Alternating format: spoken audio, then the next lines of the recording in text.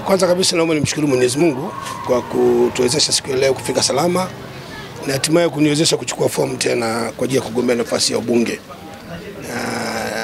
Ninaamini kwamba yako ambayo tuliahidi na tumeshaweza kuyatekeleza, na bado mambo mengine ambayo ninaamini kabisa kwa nafasi kama nitaaminiwa tena na wananchi, basi tutaendeleza pale ambapo tulipokuwa tumeishia.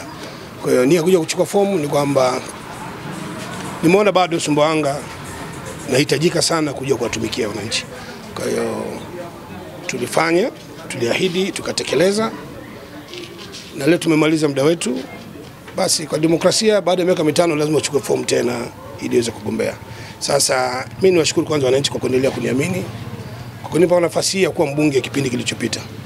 Matumaini yangu kwamba yale niliyokuwa nimeahidi yote niliyatekeleza.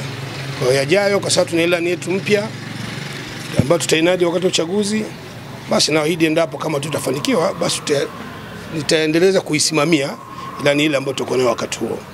Kwa hiyo niwashukuru sana wananchi kwa kuniamini kwa miaka hii 5 iliyopita.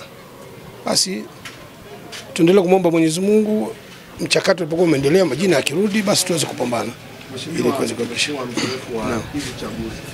Utaratibu uliowekwa na chama katika utaratibu wa ndani wa uchukuaji fomu na uandikishaji, wewe umeonaje?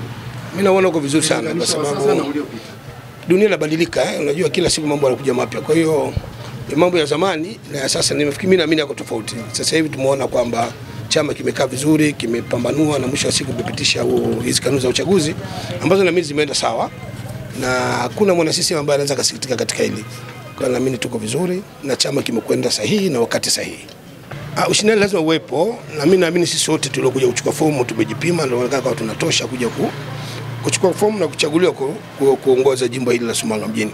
Kwa mimi ninaamini wote tuliochukua fomu tuna sifa za kuwa wabunge, lakini kwa sababu nafasi ni chache, tutakaoweza kuteuliwa tutakuja kupambana, na tutakapatikana mshindi tutamunga mkono ili tuweze kuendeleza jimbo letu la Sumbawanga mjini na Rukwa kwa jumla.